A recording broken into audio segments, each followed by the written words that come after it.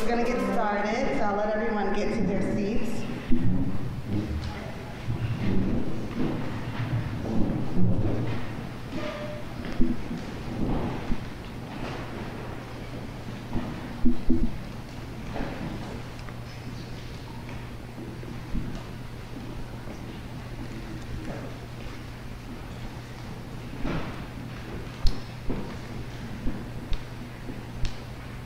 Welcome everyone to the community reading of Frederick Douglass's What to the Slave is the 4th of July. This event is co-sponsored by Racial Unity Team with the Black Heritage Trail of New Hampshire, and it is being held simultaneously across 11 other New Hampshire towns. This year's Independence Day celebration comes on the heels of the nation taking a significant step in reckoning with its past by acknowledging Juneteenth as a federal holiday. It took the 13th Amendment to ultimately provide freedom for all enslaved African Americans and bring the nation out of the bondage of slavery.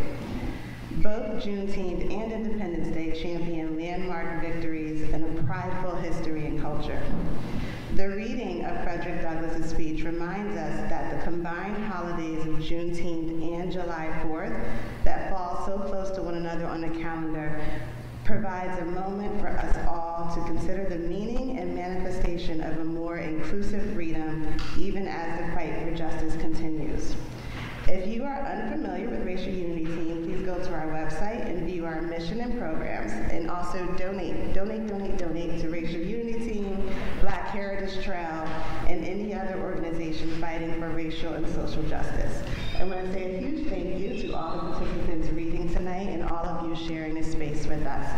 With that, I'll turn this over to Reverend Thompson.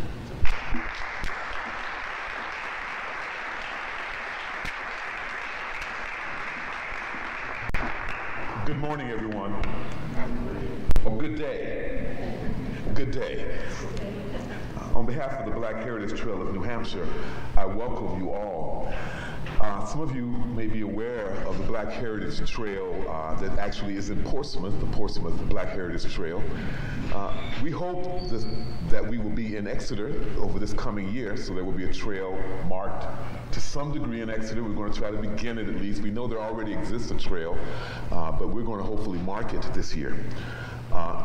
The work of achieving racial justice, the courage to look deeply at issues of racial injustice, the drive to indeed create a better and a more perfect union is one that we all should celebrate and never cease striving to achieve.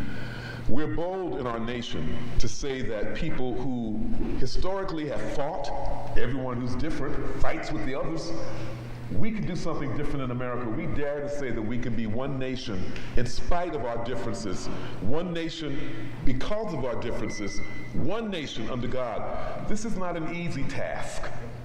It's a nice thing to say, but it is not an easy task. It makes sense that we should have to work at it, that we should still be working at it at this stage in our nation's history.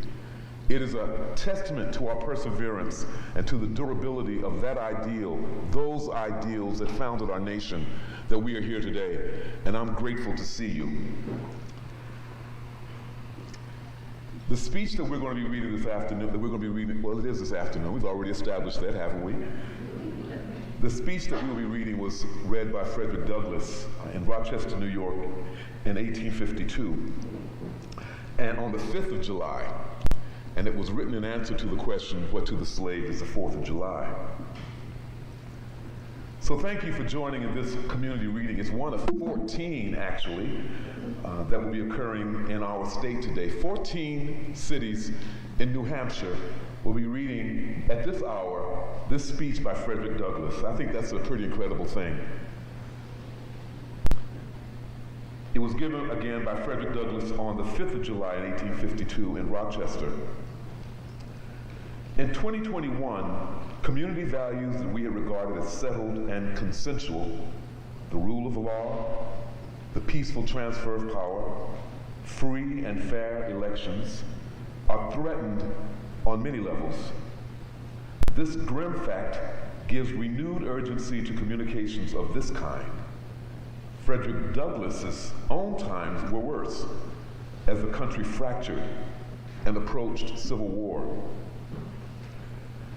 25 years earlier, Nathaniel Paul, born in Exeter and later the founding minister of the first Black Baptist Church in Albany, spoke on July 5th, 1827, expressing the hope, but also the dire and ongoing concerns in the Black community of that time. Because the issues were not resolved, Reverend Paul's words foreshadowed those of Frederick Douglass's more famous speech. He said, Reverend Paul said, "In the United States of America, 50 years after its becoming a free and independent nation, there are no less than 1,500,000 human beings still in a state of unconditional vassalage. Yet America feels herself insulted when she is branded with anything bearing the appearance of tyranny or oppression. Such are the palpable inconsistencies that abound amongst us, and such is the medley of contradictions which stain the national character." At some points, it seems almost as if Frederick Douglass was in the audience listening.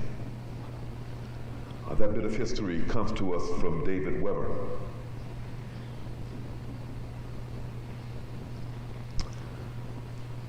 Okay, here you go.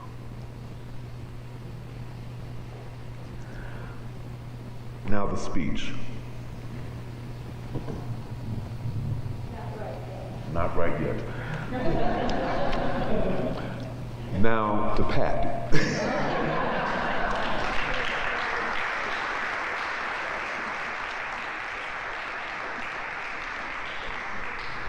On behalf of all of us, we acknowledge and honor with gratitude the land and waterways and the Albanach people who have stewarded Dominica throughout the generations. This is our tradition now, the land acknowledgement.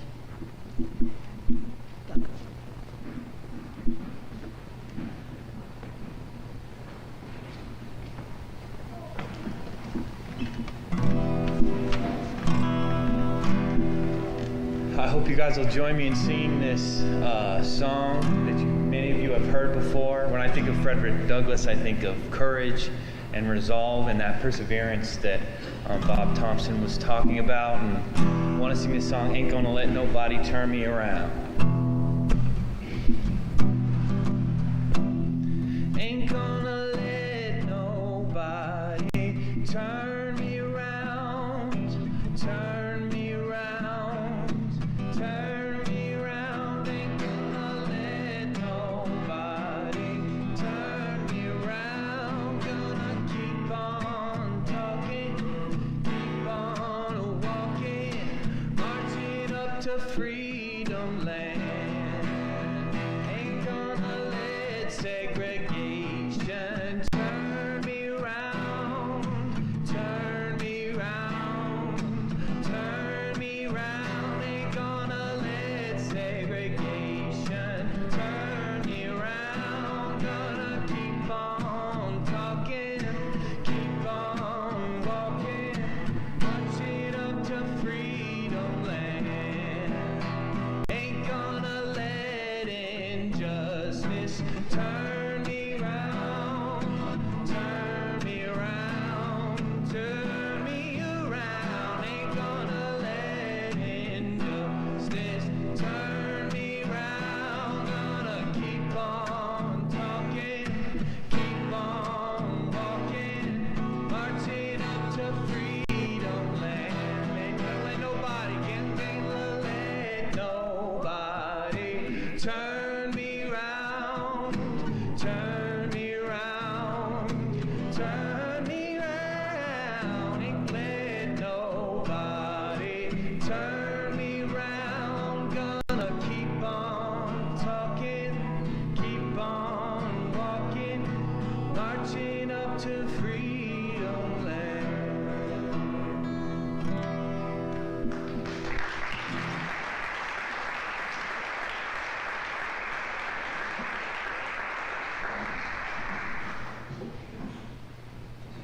Thank you, Doug. Thank you all for volunteering as readers. Thank you all who have come here. Some of you have heard this speech before, and we're glad to share it with you again. As Reverend Thompson already pointed out, this speech was first given in 1852 in Rochester, New York. The date was called Black Man's Independence Day because blacks were not allowed to march in white men's parades. Their own parades would get disrupted by whites if they were to march on the 4th of July. The original speech was 40 pages long. It was eventually published and widely distributed. Imagine that you are in an audience of more than 500 people, some of them favoring abolition of slavery, others unsure, and some opposed to abolition. There are people of color as well as a majority of white people in this crowd. You are gathered in a great auditorium on a hot summer day, no air conditioning, no electric fan, no cell phones.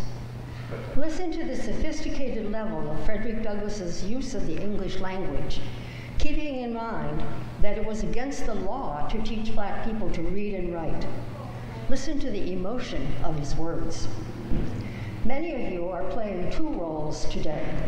I know you're up to it, because you're not only asked to listen to some of you are going to say some of his words. So you are at once speaker and audience. At the end of the event, we would like to have you tell us how you felt about Douglass's words and how you felt about delivering some of them yourselves. Please come forward, speak readers, as you see the prior reader so that you're all ready and we don't have too long a pause between each one.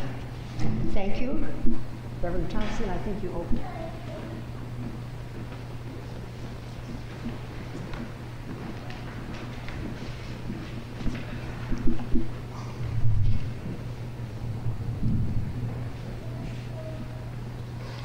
Mr. President and fellow citizens, the task before me is one which requires much previous thought and study for its proper performance.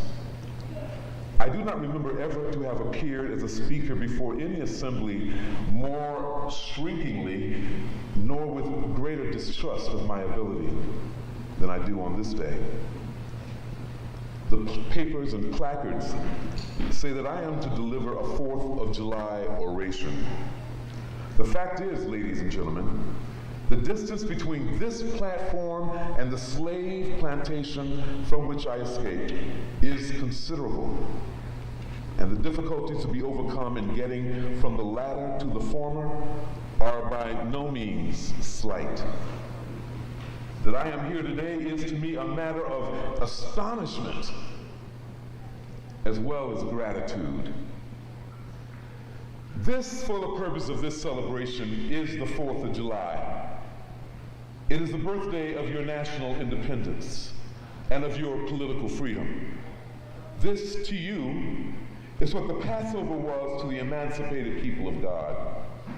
It carries your minds back to the day and to the act of your great deliverance. This celebration also marks the beginning of another year of our national life and reminds you that the Republic of America is now 76 years old. I'm glad, fellow citizens, that your nation is so young. You are even now only in the beginning of your national career, still lingering in the period of childhood. I repeat, I'm glad that this is so. There is hope in the thought, and hope is much needed under the dark clouds which lower above the horizon.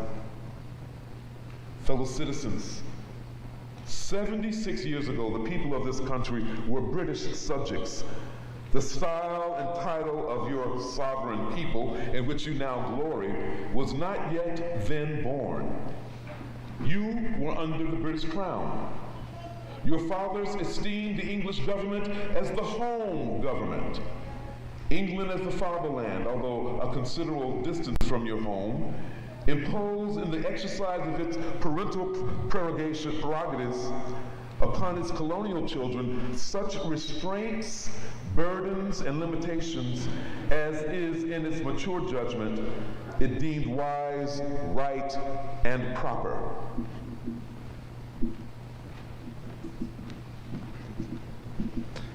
But your fathers, who had not adopted the idea of the infallibility of government and the absolute character of its acts, presumed to differ from the home government in respect to the wisdom and the justice of some of those burdens and restraints.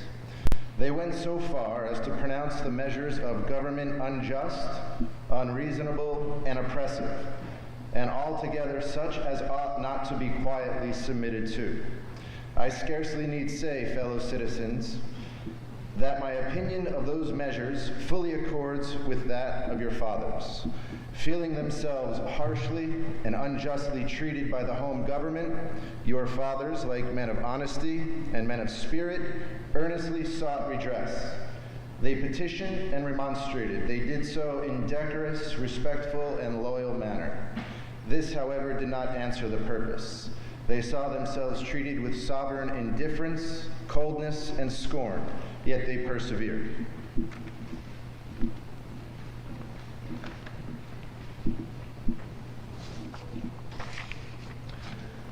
Oppression makes a wise man mad. Your fathers became restive under this treatment. They felt themselves the victims of grievous wrongs, wholly incurable in their colonial capacity. With brave men, there is always a remedy for oppression. Just here, the idea of a total separation of the colonies from the crown was born. It was a startling idea, much more so than we, at this distance of time, regard it. The timid and the prudent of that day were, of course, shocked and alarmed by it. Their opposition to the then dangerous thought was earnest and powerful. But amid all their terror and affrighted vociferations against it, the alarming and revolutionary idea moved on, and the country with it.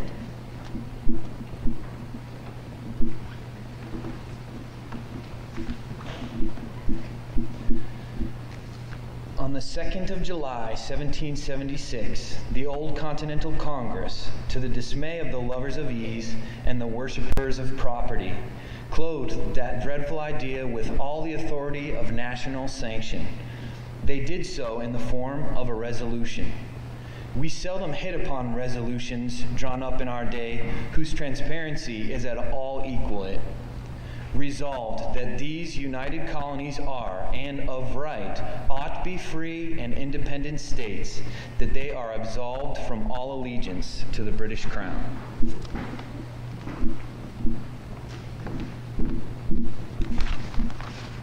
Citizens, your fathers made good that resolution. They succeeded, and today you reap the fruits of their success. The freedom gained is yours, and you, therefore, may properly celebrate this anniversary. The 4th of July is the first great fact in your nation's history, the very ring bolt in the chain of your yet undeveloped destiny.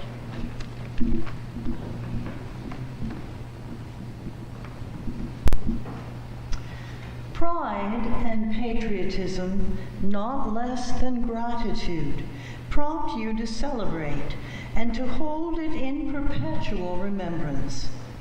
I have said that the Declaration of Independence is the ring bolt in the chain of your nation's destiny. So indeed I regard it. The principles contained in that instrument are saving principles. Stand by those principles. Be true to them on all occasions, in all places, against all foes, and at whatever cost. Fellow citizens, I am not wanting in respect for the fathers of this republic. The signers of the Declaration of Independence were brave men. I cannot contemplate their great deeds with less than admiration. They were statesmen, patriots and heroes, and for the good they did, and the principles they contended for, I will unite with you to honor their memory.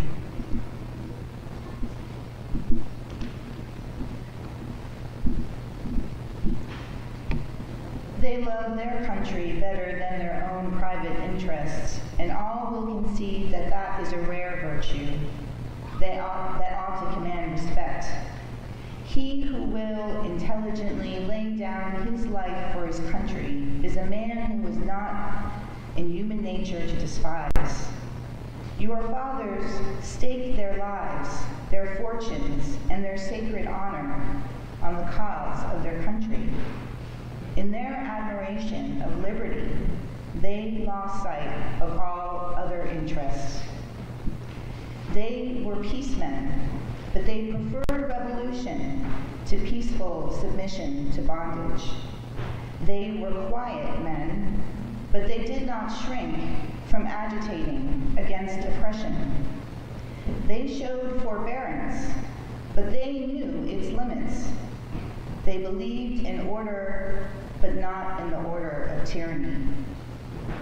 With them, nothing was settled that was not right. With them, justice, liberty, and humanity were final, not slavery and oppression. You may well cherish the memory of such men. They were great in their day and in their generation.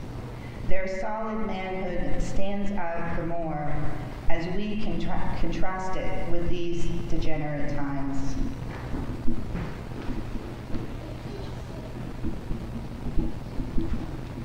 How circumspect, exact, and proportionate were all their movements. How unlike the politicians of an hour.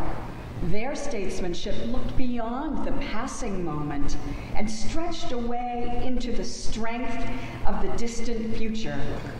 Mark them, fully appreciating the hardship to be encountered, firmly believing in the right of their cause, wisely measuring the terrible odds against them. Your fathers, the fathers of this republic, laid the cornerstone of the national superstructure, which has risen and still rises in grandeur around you. Of this fundamental work, this day is the anniversary. Our eyes are met with demonstrations of joyous enthusiasm. The causes which led to the separation of the colonies from the British Crown have never lacked for a tongue. They have all been taught in your common schools, narrated at your firesides, unfolded from your pulpits, and thundered from your legislative halls, and are as familiar to you as household words.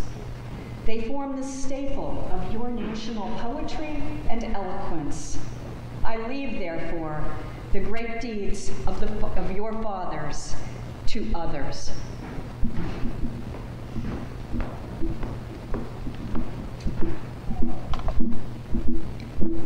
My business, if I have any here today, is with the present.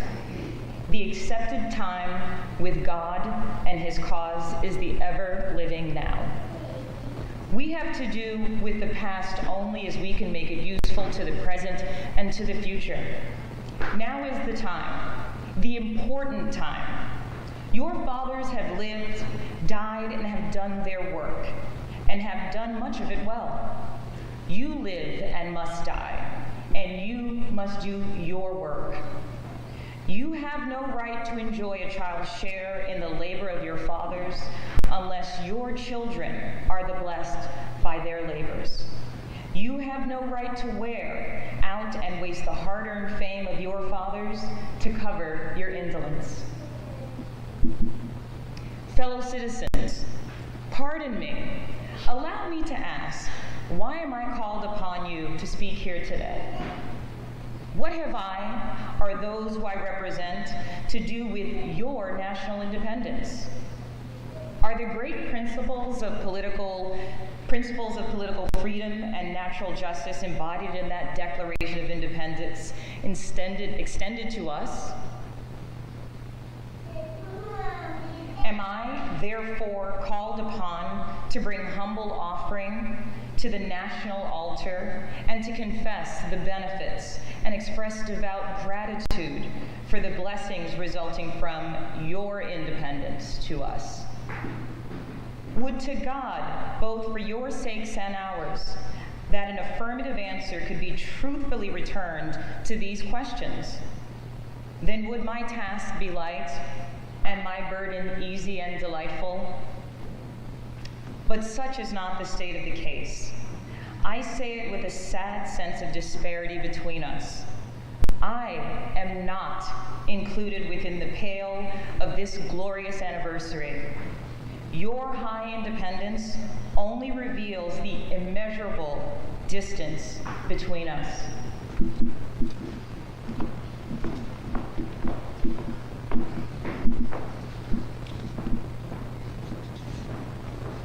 The blessings in which you this day rejoice are not enjoyed in common. The rich inheritance of justice, liberty, prosperity, and independence bequeathed by your fathers is shared by you, not by me. The sunlight that brought life and healing to you has brought stripes and death to me. This 4th of July is yours, not mine. You may rejoice, I must mourn. To drag a man in fetters into the grand illuminated temple of liberty and call upon him to join you in joyous anthems were inhuman mockery and sacrilegious irony. Do you mean, citizens, to mock me by asking me to speak today? Fellow citizens, above your national tumultuous joy, I hear the mournful wail of millions, whose chains, heavy and grievous yesterday, are today rendered more intolerable by the jubilee shouts that reach them.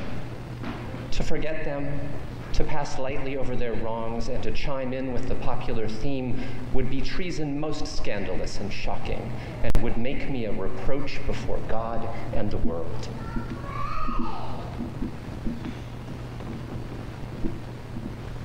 My subject, then fellow citizens, is American slavery. I shall see this day from the slave's point of view, standing here, identified with the American bondman, making his wrongs mine. I do not hesitate to declare, with all my soul, that the character and conduct of this nation never looked blacker to me than on this 4th of July. Whether we turn to the declarations of the past or to the professions of the present, the conduct of the nation seems equally hideous and revolting. America is false to the past, false to the present, and solemnly binds herself to be false to the future. Standing here with God and the crushed and bleeding slave on this occasion, I will, in the name of humanity, which is outraged, in the name of liberty, which is fettered, in the name of the Constitution and the Bible, which are disregarded and trampled upon, dare to call in question and to denounce, with all the emphasis I can command, everything that serves to perpetuate slavery, the great sin and shame of America. I will not equivocate. I will not excuse. I will use the severest language I can command, and yet not one word shall escape me that any man whose judgment is not blinded by prejudice or who is not at heart a slaveholder shall not confess to be right and just.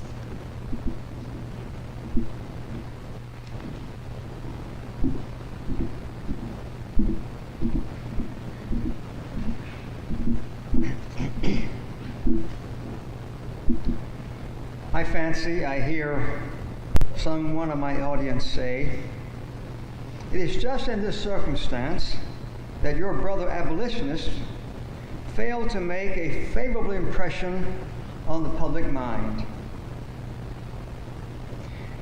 He continues, would you argue more and denounce less?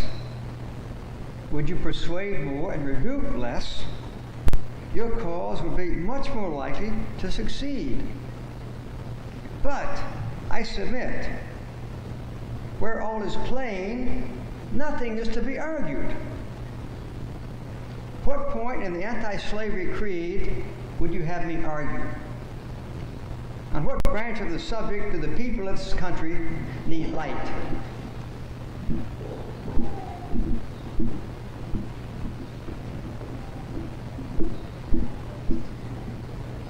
Must I undertake to prove that that the slave is a man. The slaveholders themselves acknowledge in the enactment of laws for their government.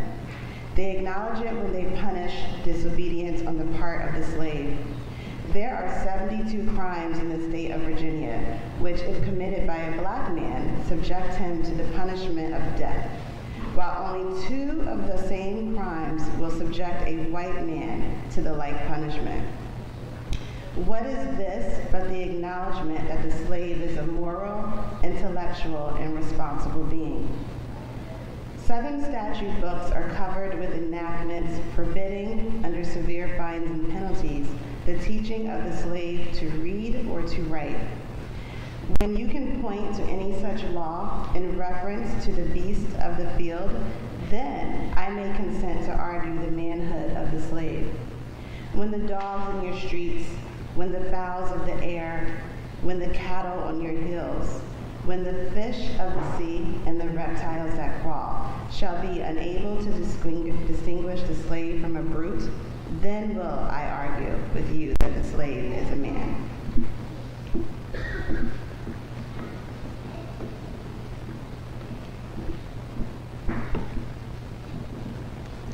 Is it not astonishing that while we are plowing, planting, and reaping, using all kinds of mechanical tools, erecting houses, constructing bridges, building ships, working in metals of brass, iron, copper, silver, and gold, that while we are reading, writing, and ciphering, acting as clerks, merchants, and secretaries, having among us lawyers, doctors, ministers, poets, authors, editors, orators, and teachers, that while we are engaged in all measure of enterprises common to other men, digging gold in California, capturing the whale in the Pacific, tending sheep and cattle on the hillside, living, moving, acting, thinking, planning, living in families as husbands, wives, and children, and above all confessing and worshiping the Christian's God, and looking hopefully for life and immortality beyond the grave, we are called upon to prove that we are men? Would you have me argue that man is entitled to liberty, that he is rightful owner of his own body? You have already declared it. Must I argue the wrongfulness of slavery? Is it to be settled by the rules of logic and argumentation as a matter beset with great difficulty, involving a doubtful application of the principle of justice, hard to be understood? How should I look today in the presence of Americans to show that men have a natural right to freedom? To do so would be to make myself ridiculous and to offer an insult to your understanding. There is not a man beneath the canopy of heaven that does not know that slavery is wrong for him.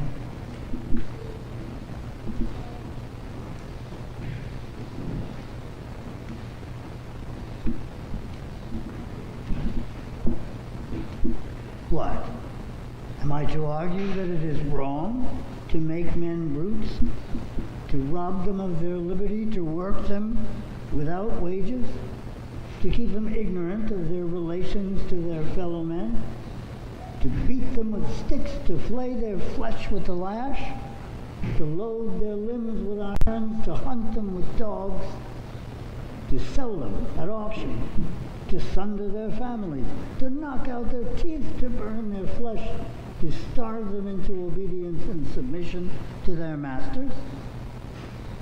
Must I argue that a system thus marked with blood and stained with pollution is wrong? No, I will not. I have better employment for my time and strength than such arguments would imply. What then remains to be argued? Is it that slavery is not divine? That God did not establish it? That our doctors of divinity are mistaken? There is blasphemy in the thought. That which is inhuman cannot be divine. Who can reason on such a proposition? I cannot.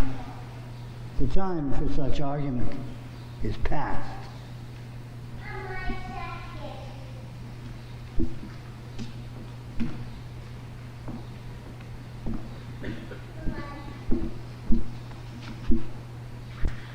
At a time like this, scorching irony, not convincing argument, is needed.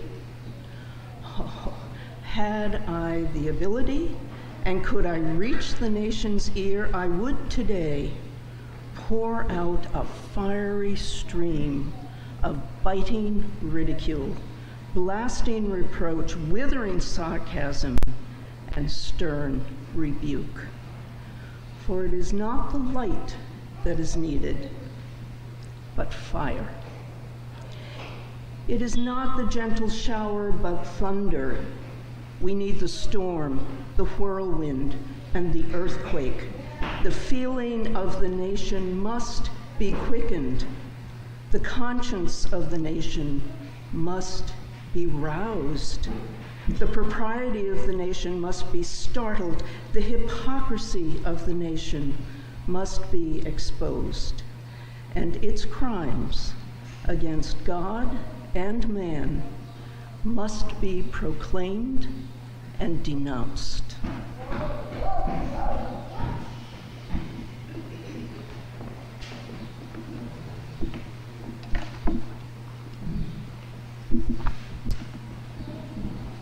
What to the American slave is your 4th of July?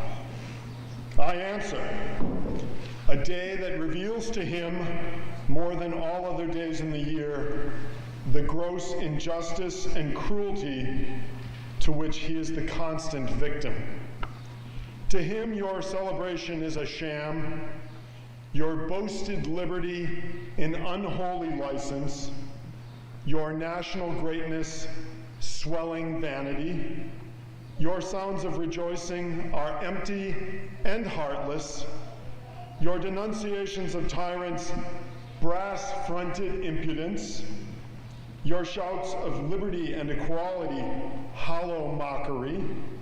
Your prayers and hymns, your sermons and thanksgivings, with all your religious parade and solemnity, are to him mere bombast, fraud, deception, impiety, and hypocrisy, a thin veil to cover up crimes which would disgrace a nation of savages. There is not a nation on the earth guilty of practices more shocking and bloody than are the people of these United States at this very hour. Go where you may, search where you will, roam through all the monarchies and despotisms of the old world, search out every abuse, and when you have found the last, lay your facts by the side of the everyday practices of this nation, and you will say with me that for revolting barbarity and shameless hypocrisy, America reigns without a rival.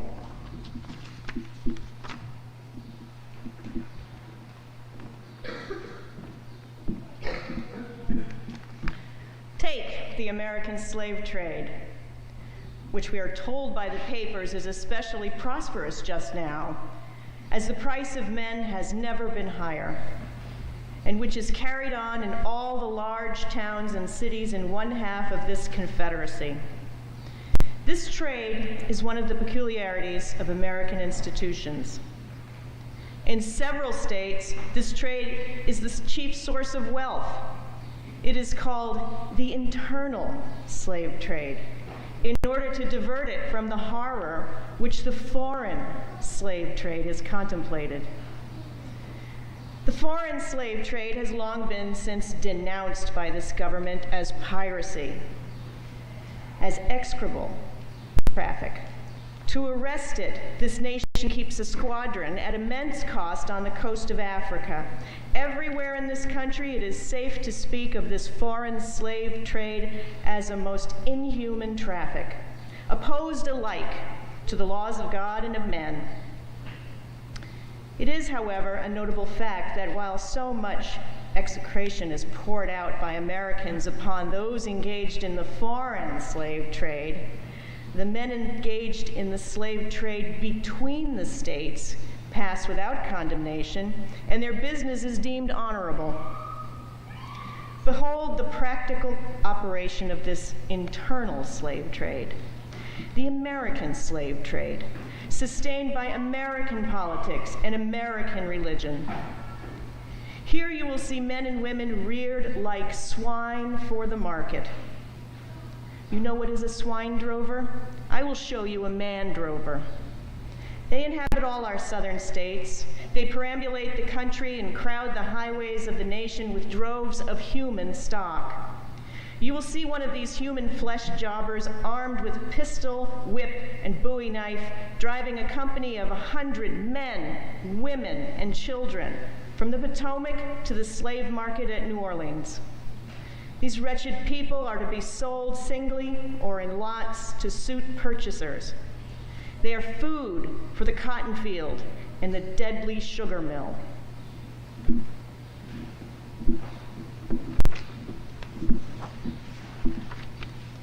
Mark the sad procession as it moves wearily along, and the inhuman wretch who drives them.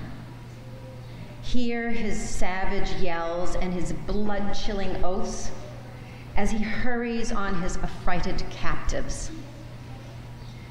There see the old man with locks thinned and gray. Cast one glance, if you please, upon that young mother whose shoulders are bare to the scorching sun, her briny tears falling on the brow of the babe in her arms. See, too, that girl of 13 weeping, yes, weeping, as she thinks of the mother from whom she has been torn. The drove moves tardily. Heat and sorrow have nearly consumed their strength.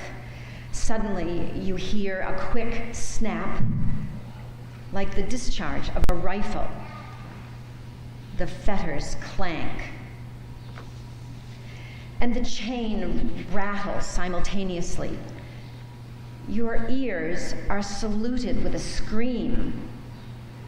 It seems to have torn its way to the center of your soul. The crack you heard was the sound of the slave whip.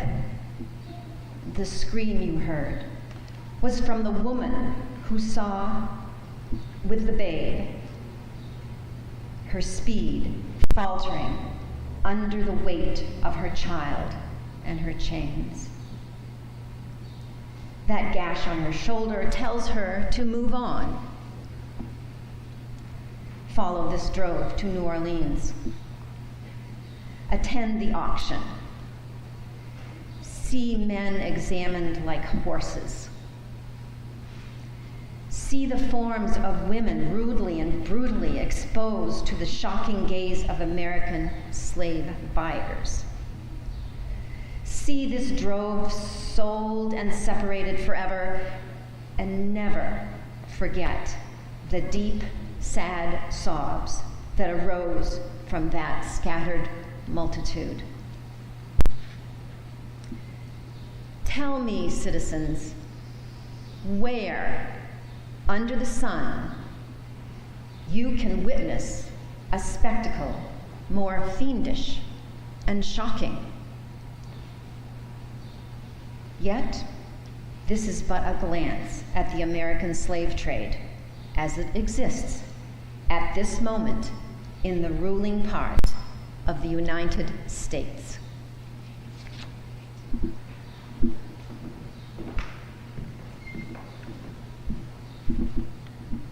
I was born amid such sights and scenes.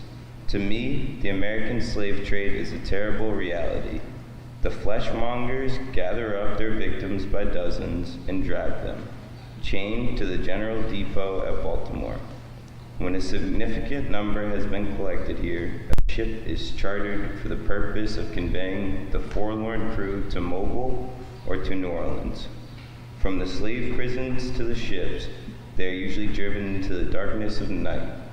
In the deep, still darkness of midnight, I have been often aroused by the dead, heavy footsteps, and the piteous cries of the chain gangs that passed our door.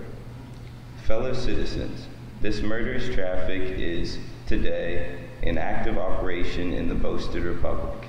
In the solitude of my spirit, I see the clouds of dust rise on the highways of the South. I see the bleeding footsteps. I hear the doleful wail of fettered humanity.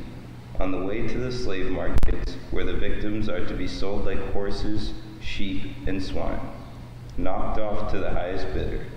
There I see the tenderness ties ruthlessly broken to gratify the lust, caprice, and rapacity of the buyers and sellers of men.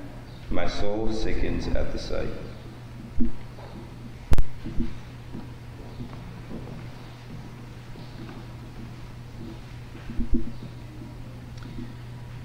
But a still more inhuman, disgraceful, and scandalous state of things remains to be presented.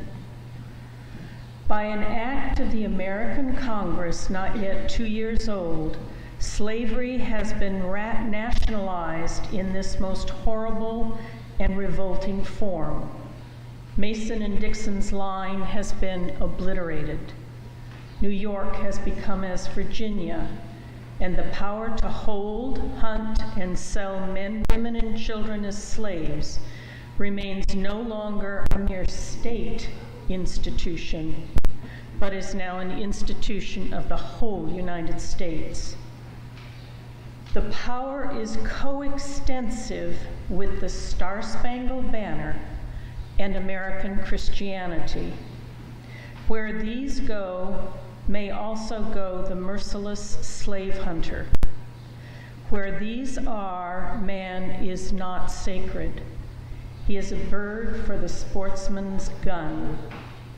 By that most foul and fiendish of all human decrees, the liberty and person of every man are put in peril. Your broad Republican domain is hunting ground for men.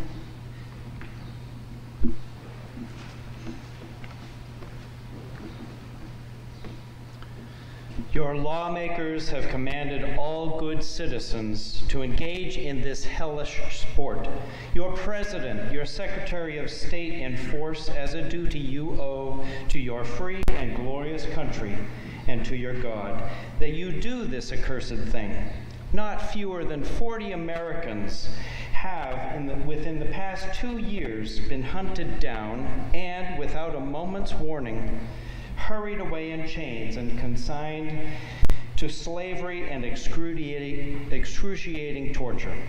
Some of these have had wives and children dependent on them for bread. But of this no account was made. The right of the hunter to his prey stands superior to the right of marriage and to all rights in this republic, the rights of God included. For black men there is neither law nor justice, humanity nor religion. The fugitive slave law makes mercy to them a crime and bribes the judges who try them. An American judge gets $10 for every victim he consigns to slavery, and $5 when he fails to do so. The oath of any two villains is sufficient under this hell-black enactment to send the most pious and exemplary black man into the remorseless jaws of slavery. His own testimony is nothing. He can bring no witnesses for himself. The minister of American justice is bound by the law to hear but one side and that side is the side of the oppressor.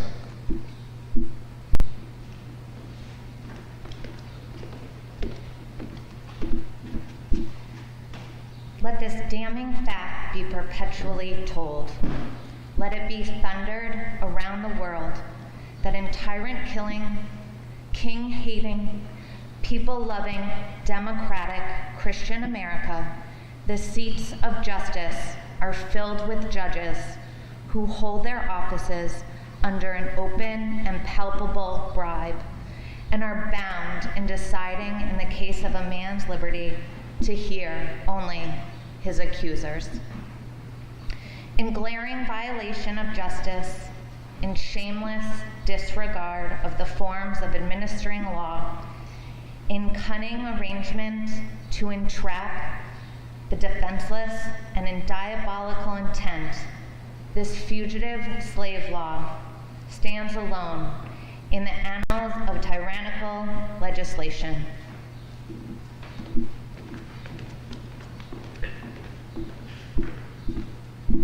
Americans, your Republican politics, not less than your Republican religion, are flagrantly inconsistent.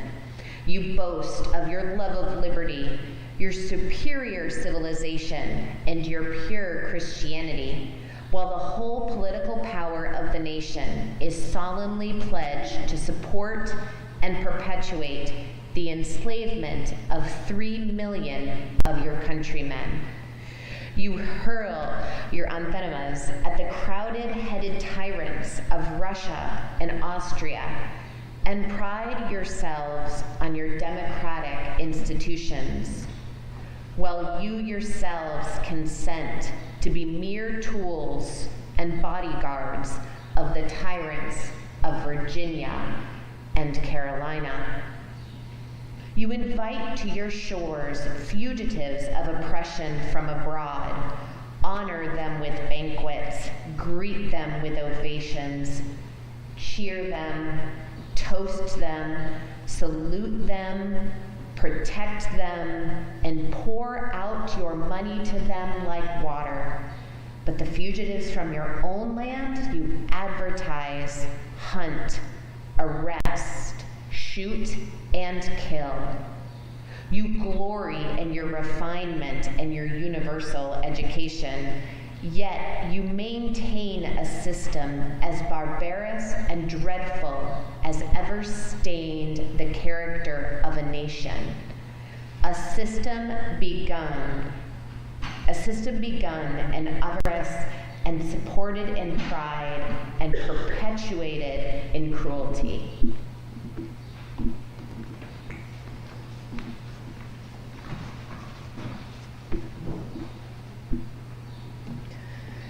You shed tears over fallen Hungary and make the sad story of her wrongs the theme of your poets, statesmen, and orators, till your gallant sons are ready to fly to arms to vindicate her cause against the oppressor.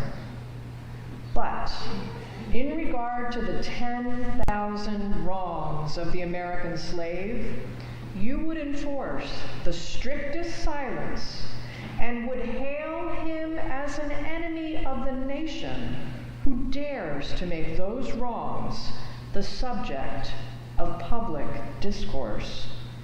You are all on fire at the mention of liberty for France or for Ireland, but are as cold as an iceberg at the thought of liberty for the enslaved of America.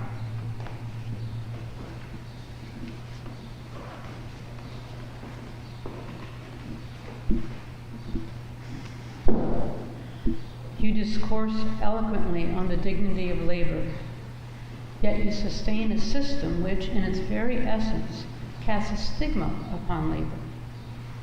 You can bare your bosom to the storm of British artillery to throw off a 3-penny tax on tea, and yet wring the last hard-earned farthing from the grasp of the black laborers of your country. You profess to believe, quote, that of one blood God made all nations of men to dwell on the face of all the earth, and hath commanded all men everywhere to love one another. Yet you notoriously hate and glory in your hatred all men whose skins are not colored like yours. You declare before the world, and are understood by the world to declare, that you hold these truths to be self-evident, that all men are created equal and are endowed by their Creator with certain inalienable rights, and that among these are life, liberty, and the pursuit of happiness. And yet you hold securely in a bondage which, according to your own Thomas Jefferson, quote, is worse than ages of that which your fathers rose in rebellion to oppose, a seventh part of the inhabitants of your country.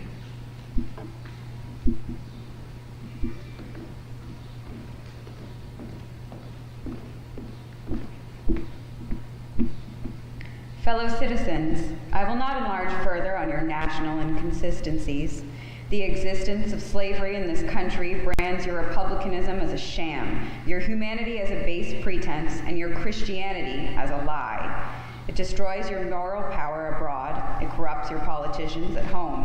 It saps the foundation of religion. It makes your name a hissing and a byword to a mocking earth. It is the antagonistic force in your government, the only thing that seriously disturbs and endangers your union. It fetters your progress. It is the enemy of improvement, the deadly foe of education. It fosters pride. It breeds insolence. It promotes vice. It shelters crime. It is a curse to the earth that supports it, and yet you cling to it as if it were the sheet anchor of all your hopes. Be warned. A horrible reptile is coiled up in your nation's bosom. The venomous creature is nursing at the tender breast of your youthful republic. For the love of God, tear away and fling from you the hideous monster, and let the weight of 20 millions crush and destroy it forever.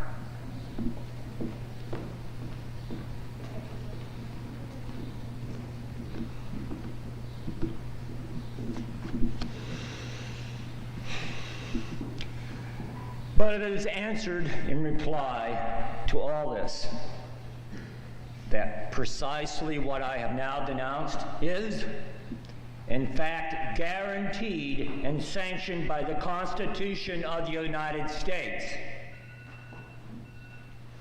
That the right to hold and hunt slaves is a part of that Constitution framed by the illustrious fathers of this republic. Then, I dare to affirm, notwithstanding all I've said before, your fathers, instead of being the honest men I have before declared them to be, were the veriest impostors that ever practiced humankind. This is the inevitable conclusion. From it, there is no escape. But I differ from those who charge the baseness on the framers of the Constitution of the United States. It is a slander upon their memory. At least so I believe. And others have, as I think, fully and clearly vindicated the Constitution from any design to support slavery for an hour.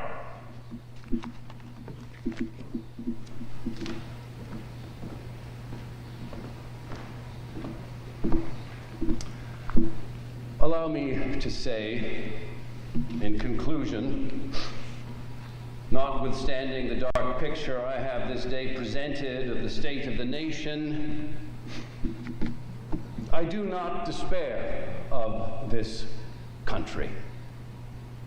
There are forces in operation which must inevitably work the downfall of slavery. The arm of the Lord is not shortened, says Isaiah. And the doom of slavery is certain. I therefore leave off where I began, with hope. While drawing on the encouragement of the Declaration of Independence, the great principles it contains, and the genius of American institutions, my spirit is also cheered by the obvious tendencies of the age. Nations do not now stand in the same relation to each other as they did years ago. No nation can now shut itself up from the surrounding world and trot around the same old paths of its fathers without interference. The time was when such things could be done. Long-established customs of hurtful character could formally fence themselves in and do their evil with social impunity. Knowledge was then confined and enjoyed by the privileged few, and the multitudes walked on in mental darkness. But a change has now come over the affairs of mankind. Walled cities and empires have become unfashionable. The arm of commerce has borne away the gates of the strong city. Intelligence is now penetrating the darkest corners of the globe.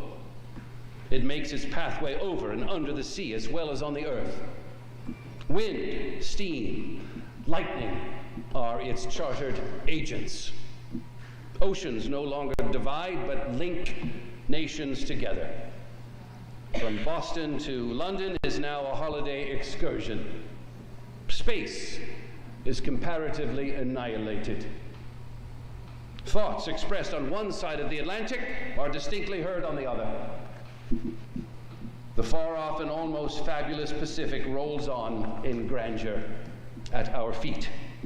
The celestial empire, the mystery of the ages, is being solved. And the fiat of the Almighty, "Let there be light," has not yet spent its force. No abuse, no outrage, whether in taste, sport, or avarice, can now hide itself from the all-pervading light.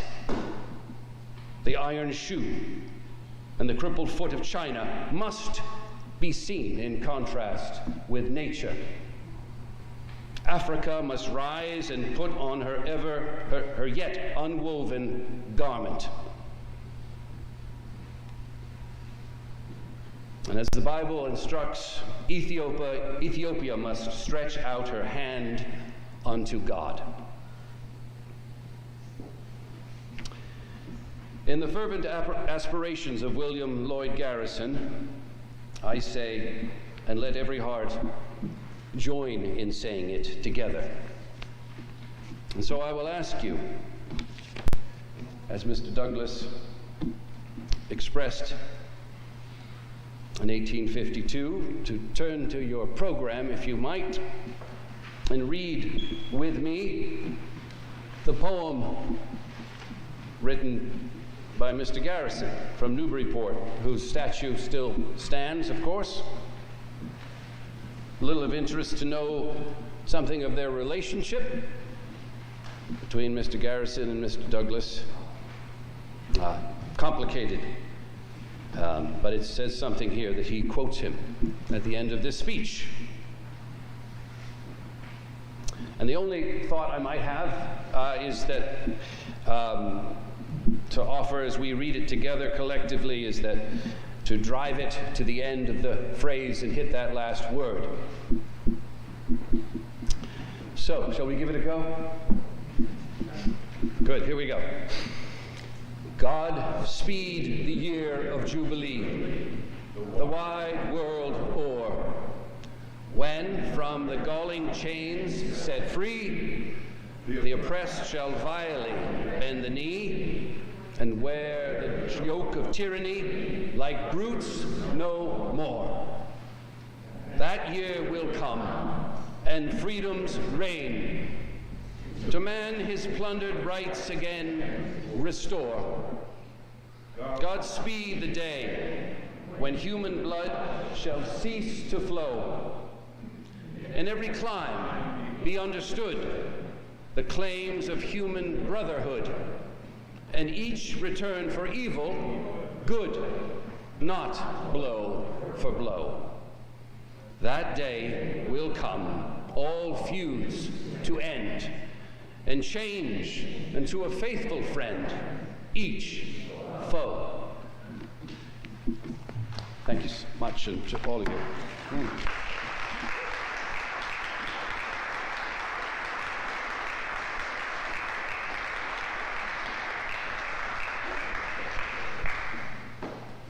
I want to thank all of those who read, and thanks to all of you.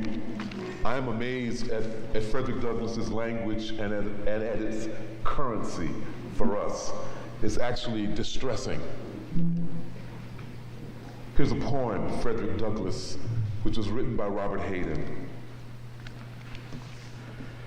When it is finally ours, this freedom, this liberty, this beautiful and terrible thing, needful to man as air, usable as earth, when it belongs at last to all, when it is truly instinct, brain matter, diastole, systole, reflex action, when it is finally won, when it is more than the gaudy mumbo-jumbo of politicians, this man, this Douglass, this former slave, this Negro beaten to his knees, exiled, visioning a world where none is lonely, none hunted, alien, this man, superb in love and logic, this man shall be remembered. Oh, not with statues, rhetoric, not with legends and poems and wreaths of bronze alone, but with the lives grown out of his life, the lives fleshing his dream of the beautiful, needful thing.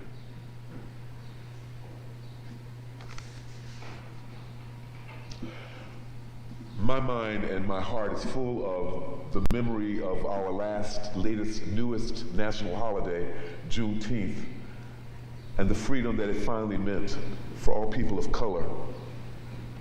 And I'm also burdened with the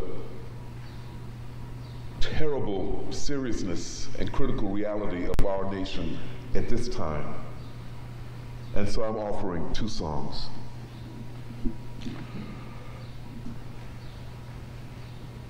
Oh, freedom, oh,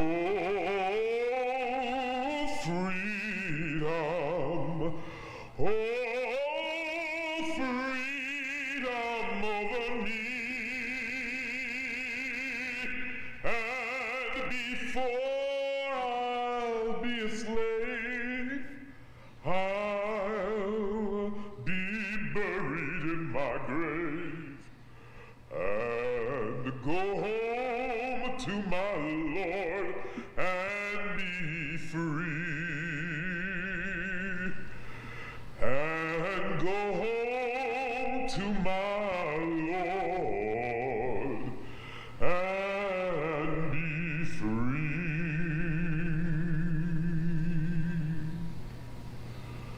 God bless America, land that I love. Stand beside her and guide her through the night with a light from above, from the mountains to the prairies, to the ocean, white with foam.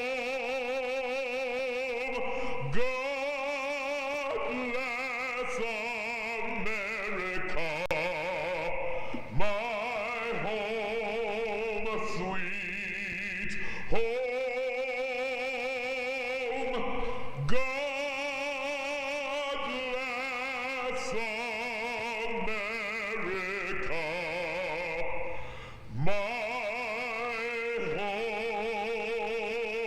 sweet home.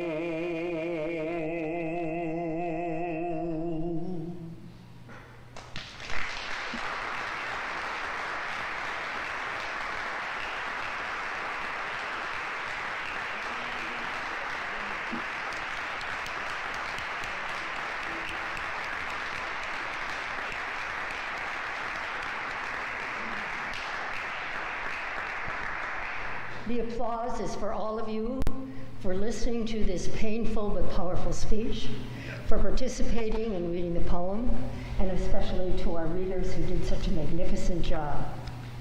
As you may have noticed, near the door there's a donation box, and it's worth noting that when Douglas made this speech in July 5, 1852, there were 500 to 600 people in attendance, and each one paid 12 cents in admission. Douglas was interrupted numerous times by cheers and applause, and 700 copies of the speech were ordered on the spot at 10 cents each. A total of $142 was collected that day, which is the equivalent of about $4,712 in today's dollars. If you would like to make a donation, the two organizations, the Black Heritage Trail and the Racial Unity Team, will split up whatever occurs. Thank you very much for coming. I hope you enjoyed and learned something from this important history lesson.